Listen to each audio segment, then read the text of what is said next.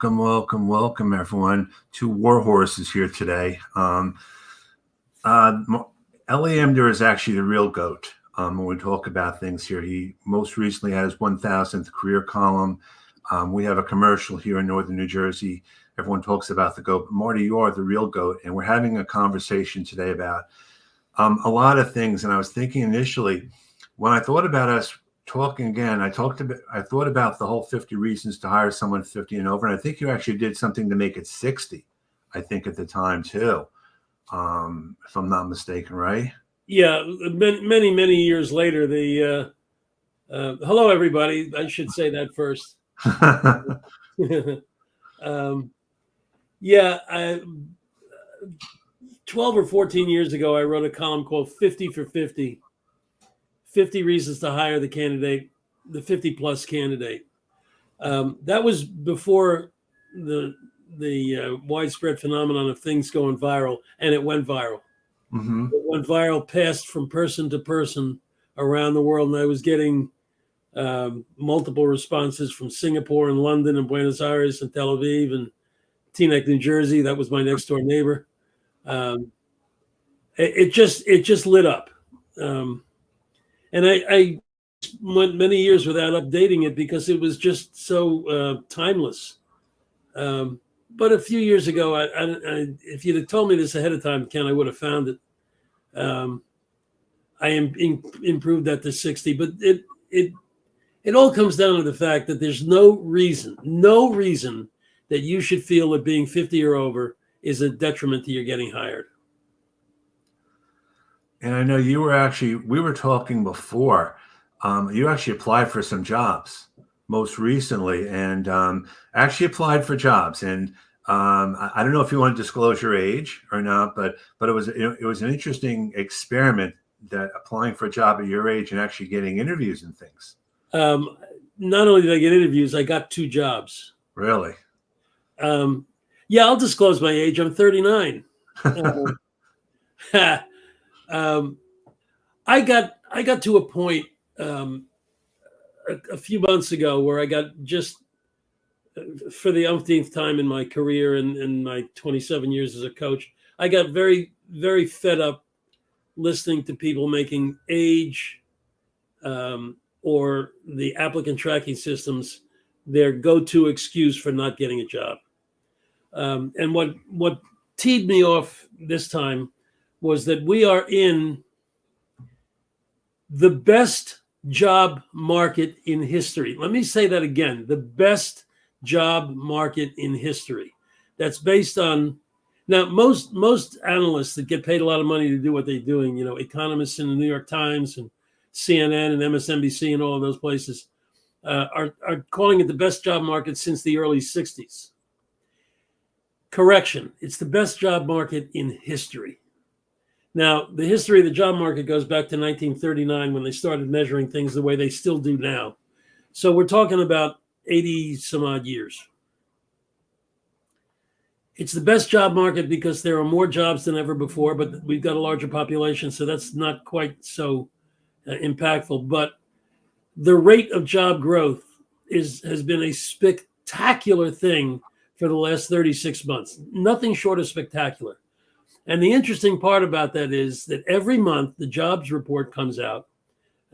January's came out in this past Friday, and the numbers are far beyond what pundits projected. And every month it exceeds it by a long shot. This month, it just came a few jobs shy of doubling what was expected. The expectations were 170,000 or 179,000. And the real number was 353,000. 353,000 jobs. And the month before, which had come in at a little under 200,000, was revised upward to 333. These are astronomical numbers. And the job creation is all over the place. It's in tech, it's in healthcare, it's in construction, it's in mining, for God's sakes. It's everywhere. Yet there are people who are still complaining about the job market or their age or the applicant tracking system, which is everybody's bane. And so I got so sick and tired of that I said, let me see what I'm going to do. Now, you talked about age. I applied for jobs in a field that I know I'm qualified, and that's journalism. I've been writing for The Record for 21 years. I've been writing for Forbes for 4.5, almost 5 years.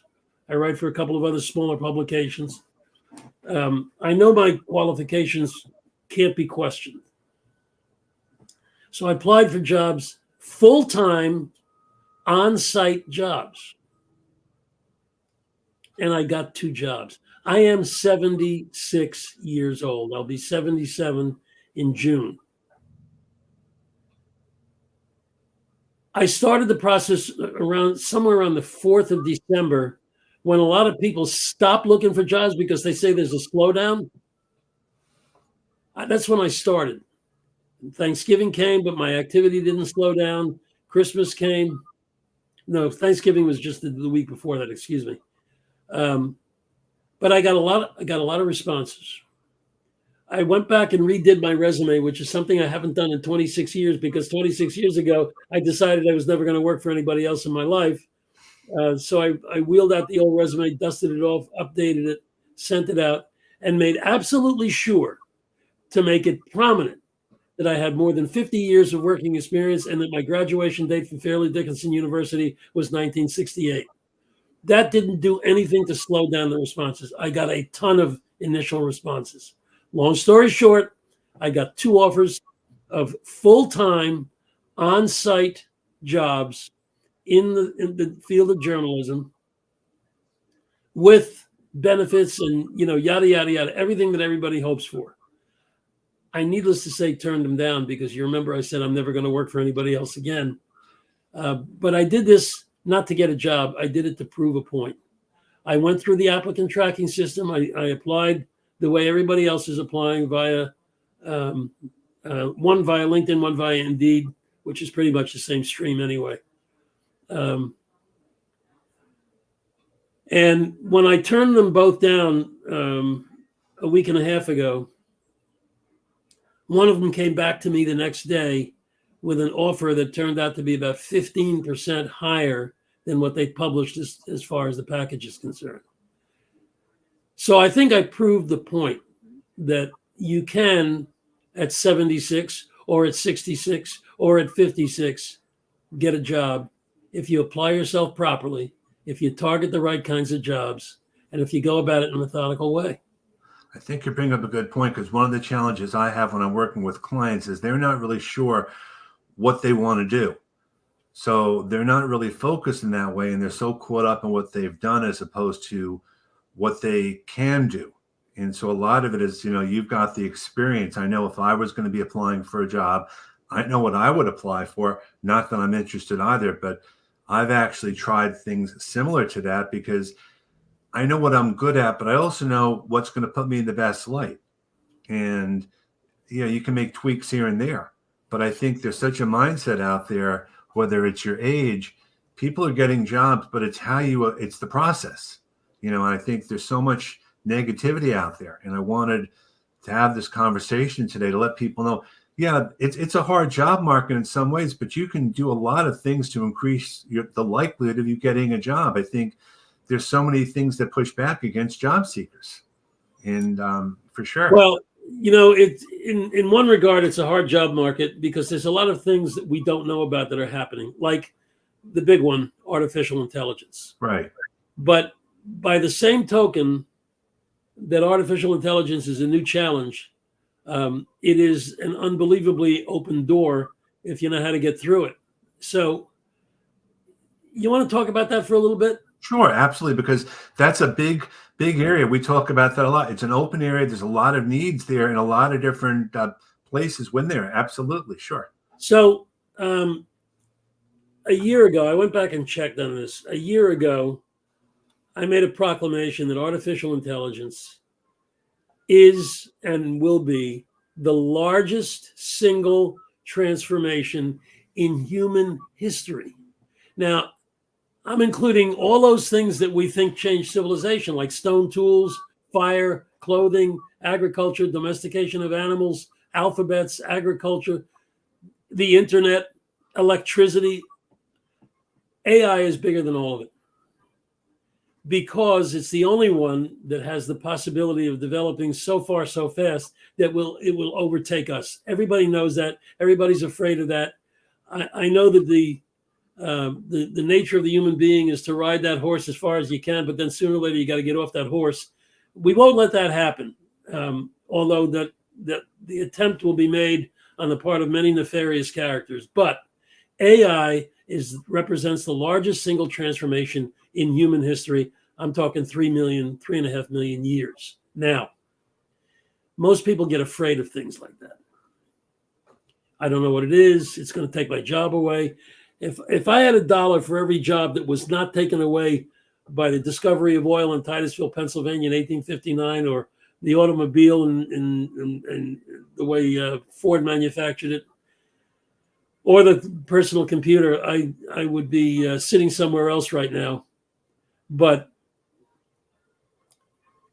the other side of that coin is that there are so many possibilities that AI is or will be offering.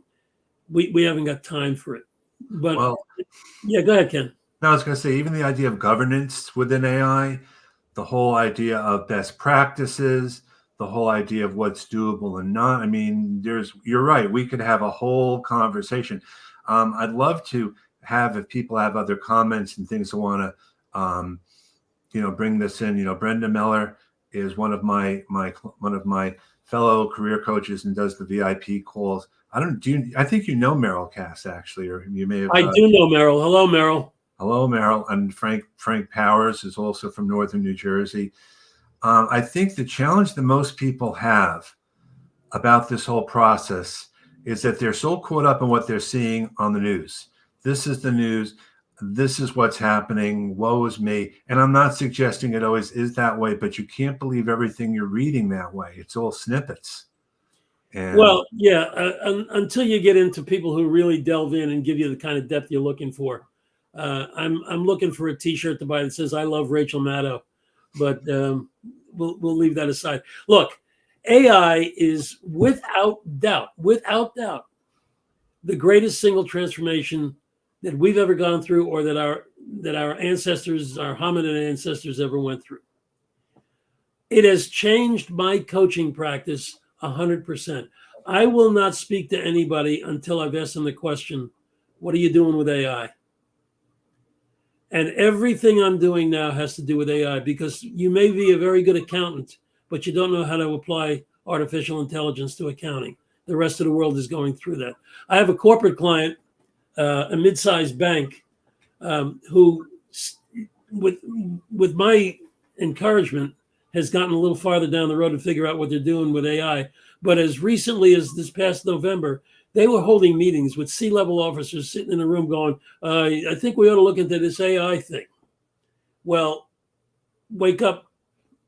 The sooner the better, but you're a little bit late anyway.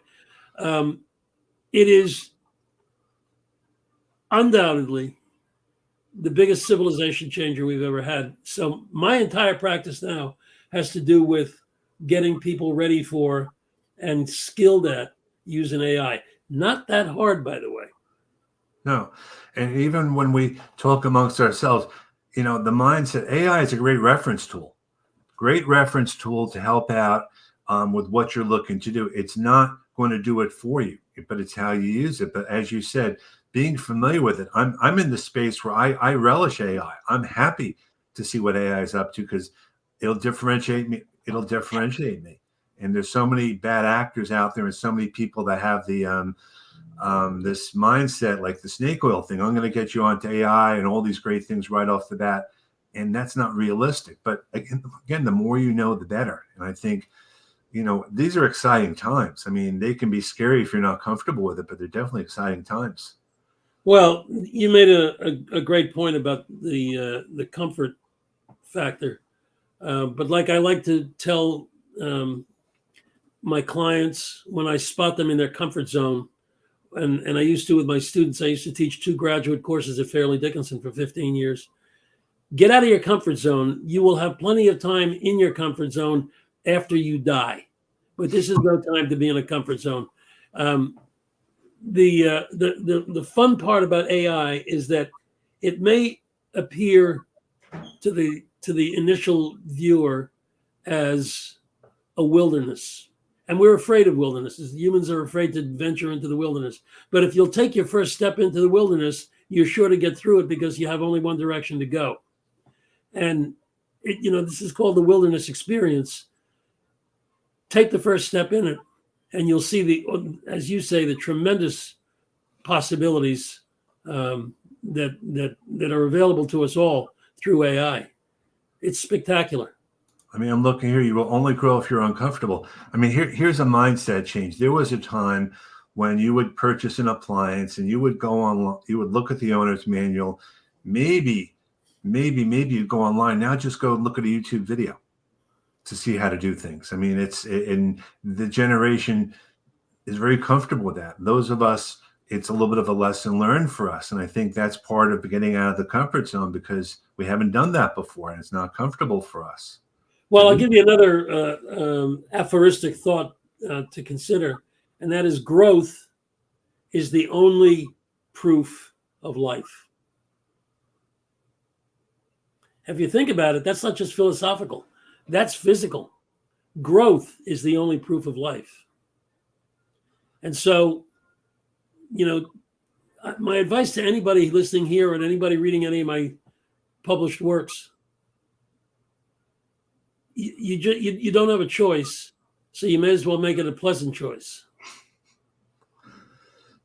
Do you find some commonalities with the different age groups when they're looking to you for advice and support, or is it different by different ages? Like someone graduating from college, it's the old I need experience, and the people that are older, I have too much experience. I mean, is that some commonality that you're finding? Well, it's a very thoughtful question, Ken.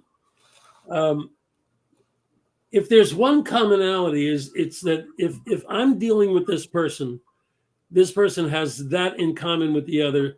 They are looking for a job or looking to change jobs. They're looking for a change. All right. And change is in general, by nature, an unsettling thing until you get control of it. But the youngster, the 24-year-old, the 28-year-old, I just had one on the phone this morning from Baton Rouge, Louisiana, who gave me the, I can't get the experience unless I get a job, but I can't get a job until I have the experience. He graduated a number of years ago from LSU, did not get a job in his field of accounting and business management, been tending bar, doing well doing it. I was surprised at how much money he's making, but that's not what he wants to do with his life. So, we've begun the process this morning of rerouting him and getting him to where he wants to be. It's going to be a process. I've got a program that I introduced about 16 months ago called Coach on Call, which is I'm on call to you at any time within reason. I don't answer calls at midnight on Saturdays, but it's a 6-month program. And it recognizes the fact that this isn't happening overnight. Now, yesterday, I was with a client of mine who's, I don't know his exact age, but I'm going to say 59, who's kind of in the same boat as the youngster that I dealt with this morning, because he got sidetracked in his career about 10 years ago. So the two of them are trying to re-enter a place where they want to be, but haven't been. Everybody's got that change aspect. Otherwise, I wouldn't be dealing with them. So there's, I think, your fundamental commonality. And the other thing I get a lot of questions about is handling gaps. Everyone has had gaps in their careers. It's just the way it is. I mean, you own the gap, but you don't have to dwell on it. And I don't know, if you have one specific thought about that, whether it's age or not, but you can't, I don't know anyone who's worked nonstop for their whole lives. No, absolutely. Well, yeah, I think there are 3 or 4 people in the world who have. But you're right.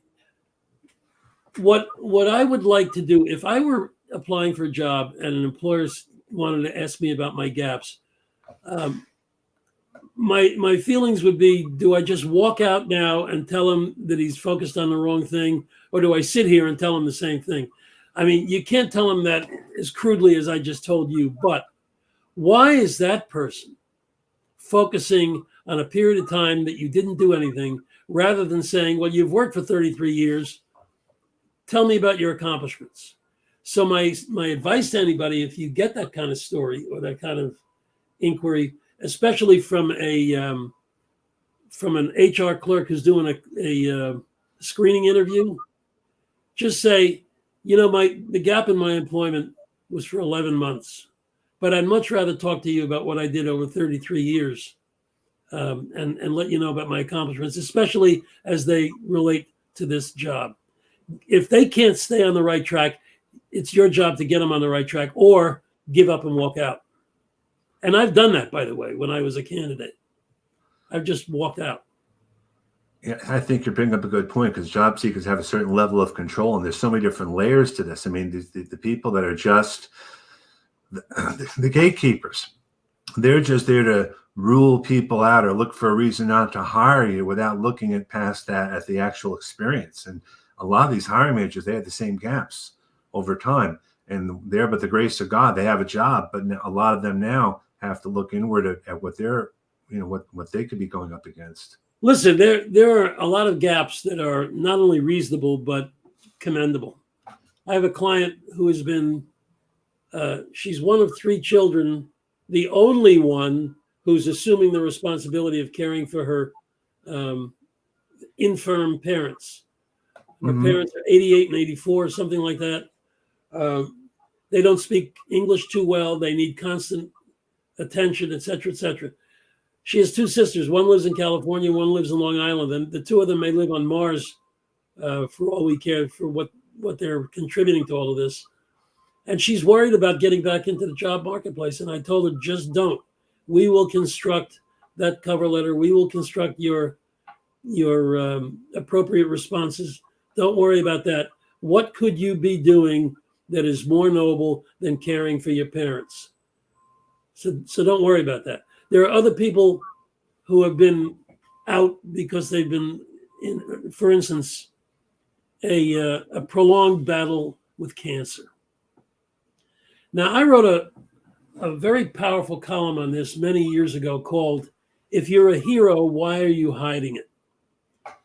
And it's because I got a bunch of calls very close together from people who are back in the workplace. They had gone through a fight with cancer. And their doctor told them, and their priest or rabbi told them, and everybody else said, don't tell anybody you had cancer. Don't tell anybody you were sick. They'll discard you as a candidate. And I'm saying, wouldn't I want as an employer to hear from somebody, you know what? Yeah, I know how to overcome difficulty. I did it. I know how to manage multiple competing forces. I did it. I know how to set my sights on goals because I did it. Wouldn't you want me as part of your team? I published that article, and I heard from an official at the National Office of the American Cancer Society thanking me for publishing that column and asking me permission to republish it, which I gave him. All right. So there are reasons that are bigger than that interviewer that you've had a gap. And you shouldn't hide it. You shouldn't try to fudge the dates. If it's a gap, it's a gap. Oh, and by the way, just if you want to know if you got company, an estimated 1/3 of Americans had a gap of at least a month, if not more, during the pandemic alone. 1/3, not Americans, 1/3 of the people in the workforce, which is about 160 million people. 1/3 of them had a gap. So if 1/3 of them had a gap, the other 2/3 had a family member who had a gap. It shouldn't be an issue. I find that I think job seekers, a lot of what I try to do and you try to do, we want to offer advice and support, but we won't be realistic too about things. And I wanted to ask you about the balance, because when I'm working with people, I want to be respectful, but at the same time, I want to make sure they're putting themselves in the best light.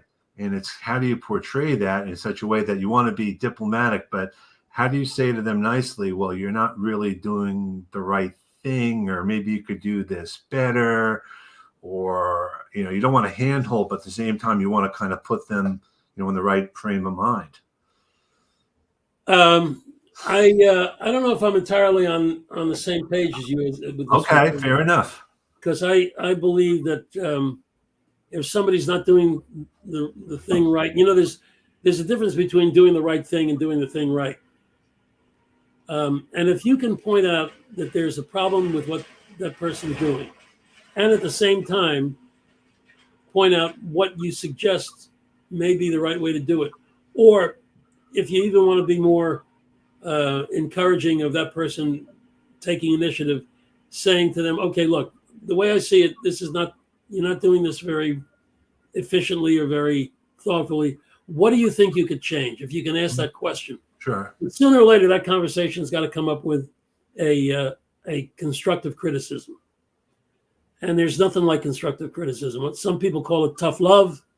But yeah, if I think something could be improved, I'm not going to let myself get out of that conversation without bringing to light what I think the improvement could be. I think it's challenging because there's a different mindset to this. First of all, the job search, there's the actual job search that you go through the steps, but there's also the other aspects. I mean, I feel like I say again and again, job search may be a full-time thing, but it doesn't have to be 9 to 5, Monday through Friday. You don't know what it's going to involve, and you have to give yourself breaks, and you have to know what works for you. It's not a one-size-fits-all thing. And I don't know if you have that sort of discussion as well with different clients of yours. Yeah, I sure do. I liken it to an athletic contest, especially a basketball game. Even the superstars, LeBron, people like that, don't play 48 minutes. They take a blow. You got to take a break. I don't believe in running a job search 8 hours a day. Mm-hmm.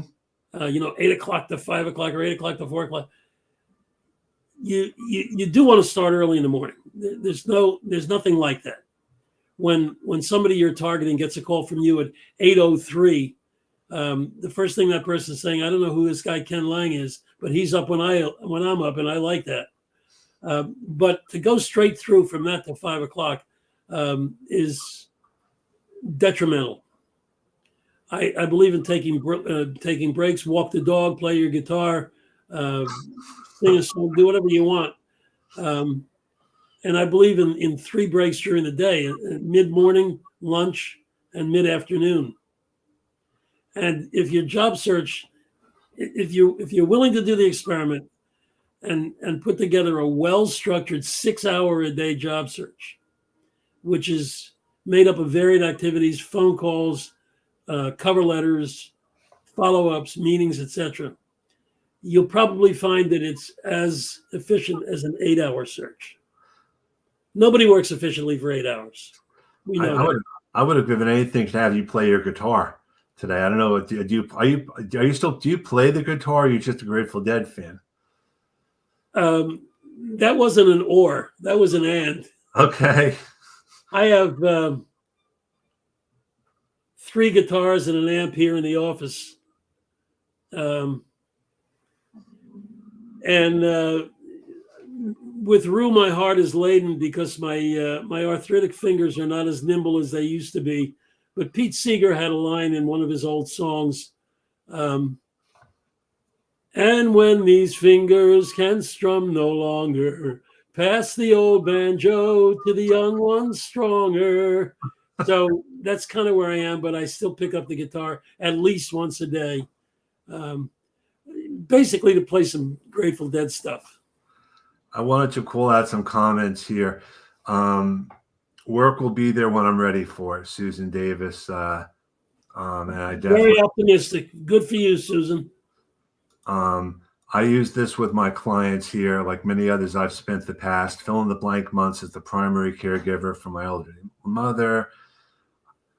I was the only family member financially capable to step away from my professional responsibilities. That's exactly what I was talking about. Yeah. I'm just putting up. Want to say And What? the person to whom you say that, if that person doesn't get it, you do not want to work for that person. Absolutely, but it's good to have these as kind of things to hear. Um, I like that. Keith Richards has the same finger challenges. Oh, does he? I guess.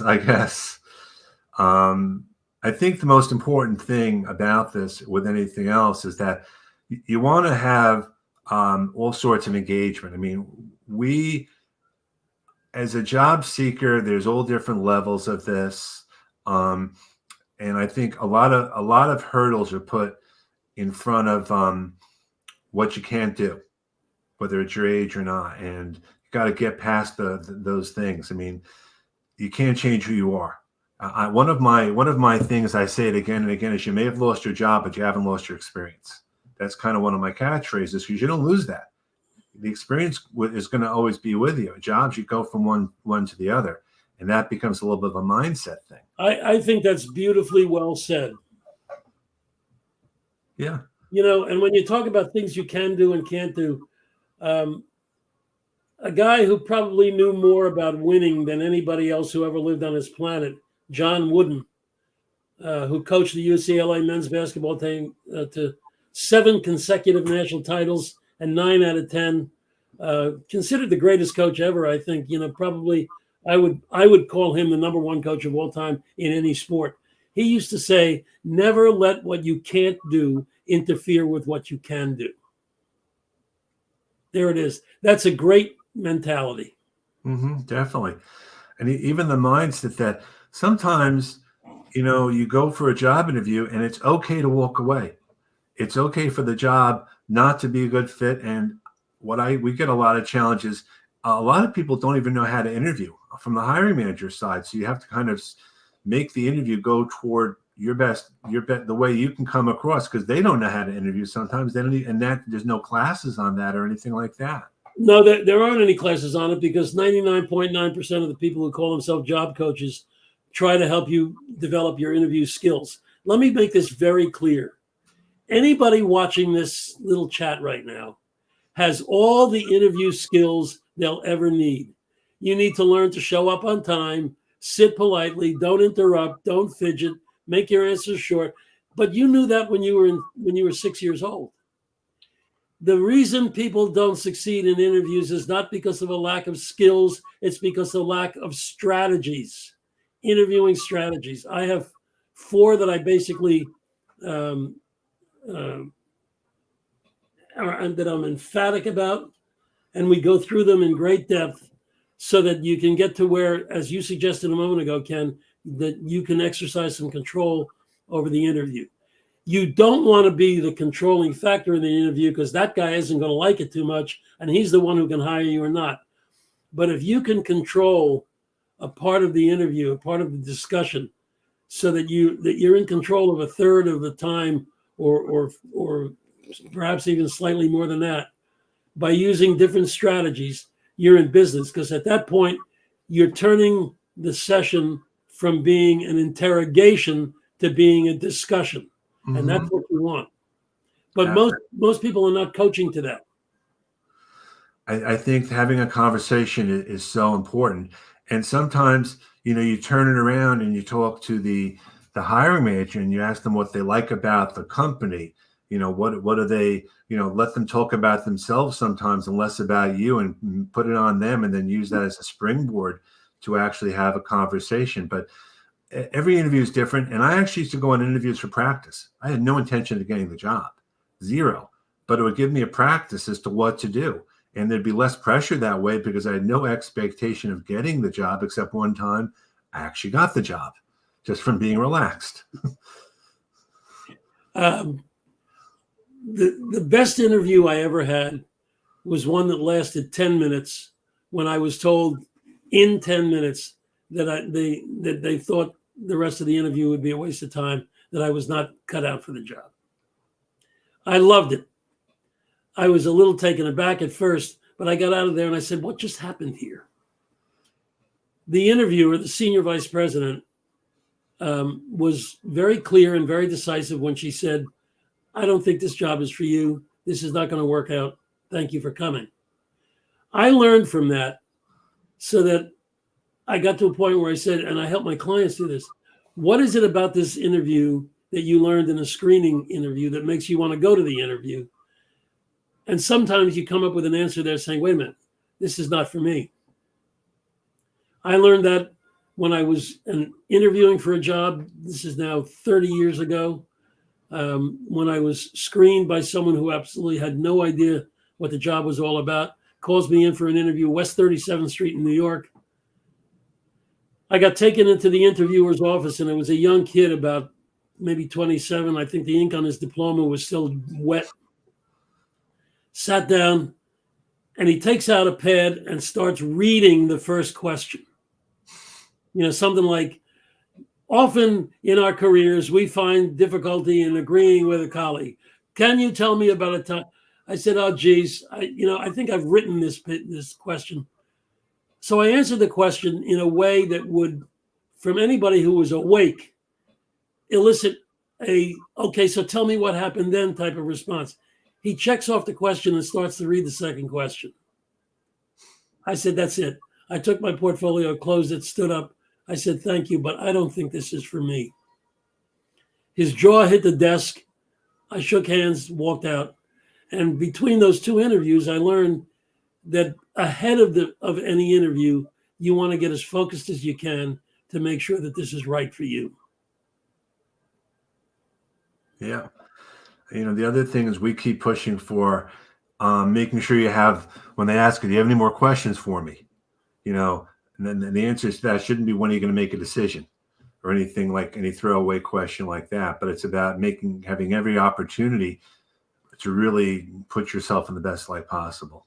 Well, part of the follow-up strategies for interviewing, I ask my clients to come up with 4 or 5 thoughtful, probing questions that you want to answer, that you want answered during the interview, and save one of them for the last 5 minutes. So when they say, do you have any other questions for me? You've already asked a few questions. Then you say, and you unload your question, but you've saved that. You haven't wasted it because you know it's going to come up at the end. Are you a cover letter person? 101%. Okay. I know that a lot of employers almost condescendingly say, I haven't got time for cover letters. I don't read cover letters. Well, man, if you don't have time for cover letters, you need a time management workshop. But I think the number is probably half the people who receive your resume will not read the cover letter, but the other half will.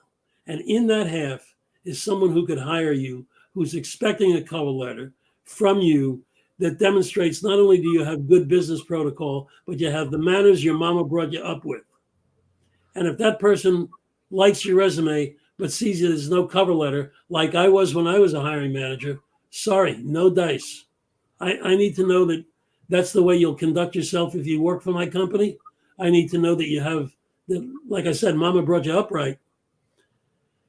When I was hiring in the early 90s and the unemployment rate was very high, and I would put an ad in the newspaper, this is before internet hiring, and I'd get 800, 900, 1,000 resumes in hard copy, by the way.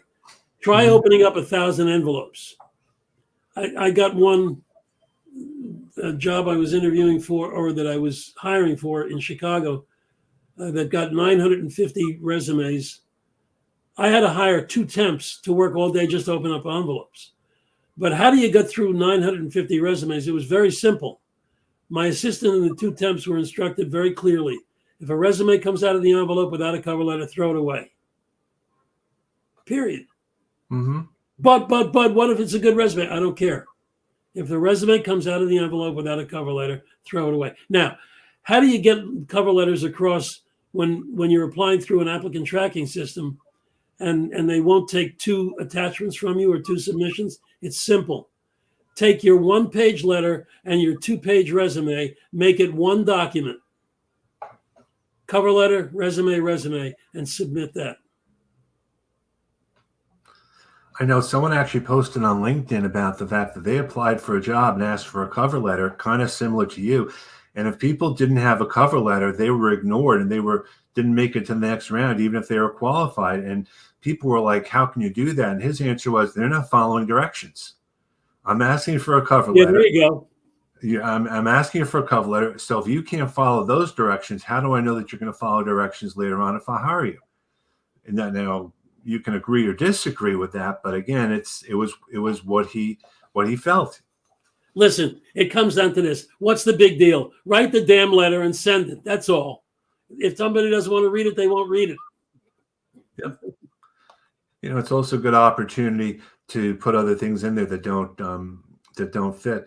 So I wanted to be respectful of time. If anyone has any other questions or not, again, it's not a lack of interview skills; it's a lack of strategies. And I think so much of what's out there, you can go online and find information out there, but sometimes it's just a question of thinking past what's being posted.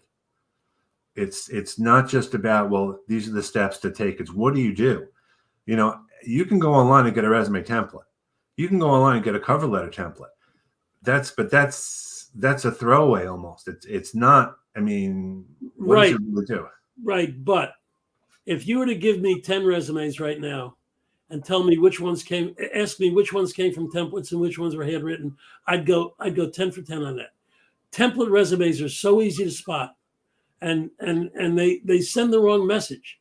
They're also not thoughtful. They're not comprehensive. Anybody can take a template and write a resume, but then what's the product you're turning out? I'd go 10 for 10 on that without any question. What about color versus non-color? I know with the ATSs they can't read it. Do you think it matters if someone is sending a resume with some artwork or graphics, or based on the industry? It's based on the position. I mean, if you're industry, if you're in the food industry and you happen to work for Unilever, if you're an accountant, I don't think a colored graphic resume is going to do you any good. But if you're in graphic arts or the public relations or the advertising department, it does. Same industry, different position. Depends on who you are. Mm-hmm. Definitely. We've all been pushing to have our suggested LinkedIn URLs go on their resumes. I have a bit of a caveat for that. I don't think they should go on there unless the profile is pretty much, spelled out and is in good shape. Just to put it on there for the sake of putting it on there, they're going to search for you anyway. So I've kind of done a little bit of a pivot that way. I'll put it on there as a suggestion, but I don't recommend it go on there until it's completed. Well, that's almost a no-brainer. Well, you would think so. Yeah, right. But it's so sensible. It's typical Ken Lang sensible. But yeah, why would you put a URL if it's not a good URL? Yep. And there's little things. We get nitpicky about stuff just because we do. But I think the most important thing is, as job seekers, you have the ability to have a lot more control than you realize. And I think the mindset has changed over time, and I think there's an ability in that you have the ability to put yourself in the best light and not to use, I hate to say excuses, but not to use impediments, because people put a lot of impediments for no reason at all. Right. And I'm glad you brushed aside the word excuses. My grandmother, my bubby, if you will, used to say, if you don't want to do something, one excuse is as good as the next. That's as far as excuses go. Stop making excuses. If I were making excuses, I wouldn't have gotten those 2 jobs we talked about at the beginning. Yeah. I would have fallen short. Yeah, and I've applied for a couple of part-time jobs just to see what's going on. But it's interesting. I don't ever stop. Just because you're applying online and you get rejected, that is not the end. That is only one way that you are rejected. It's not an always, and people just have that mindset. You follow up, you ask other people, to support you and work with you. You have all the people out there, and that's just what job seekers are kind of led to believe. Right. And because of the fact that our egos are generally very fragile things, and we apply for a job and we get rejected. We just applied for a financial manager job and we got turned down. Doesn't mean you're not going to be a financial manager. It means that idiot who looked at you decided you weren't good for him. Right. All right. But that doesn't diminish your qualifications at all. So you go back and you apply for the next financial manager job. Which is why I say you may lose a job and never experience, and you just have to tailor that experience. Yep. Absolutely. So thank you guys very much for attending today. Thank you very much, Ellie. We have to get together at some point. Are you going out now and getting together and meeting people again and doing? Yeah, I am.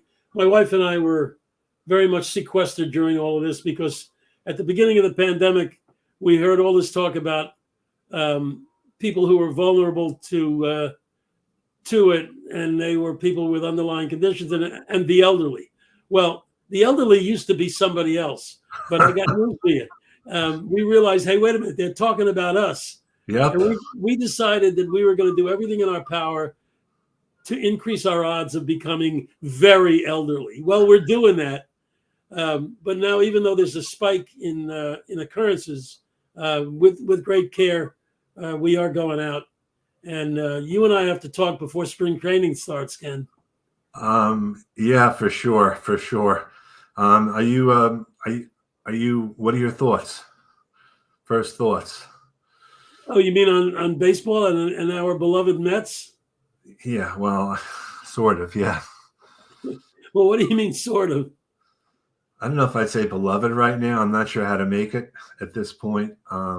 Listen, if we could love them during the Lee Mazzilli era, we could love them now. Yeah. Listen, I'm an old Brooklyn Dodger fan. My father took me to a Dodger game in 1951. Here I am in my Dodger outfit in 1952. I know how to suffer through these things. Baseball is still the greatest game in the world. I don't like the way they play it with pitch clocks and limited throwovers to first base and all of that, but it's still the greatest game in the world. And our Mets, well. I like that. Terry Seaman, you gotta believe. You gotta believe. Tug McGraw. All right. Have a great day, everyone. See you next week. And thank you very much, Ellie. My pleasure. Glad to talk to you all. Any questions, you can always call. Okay. Thanks.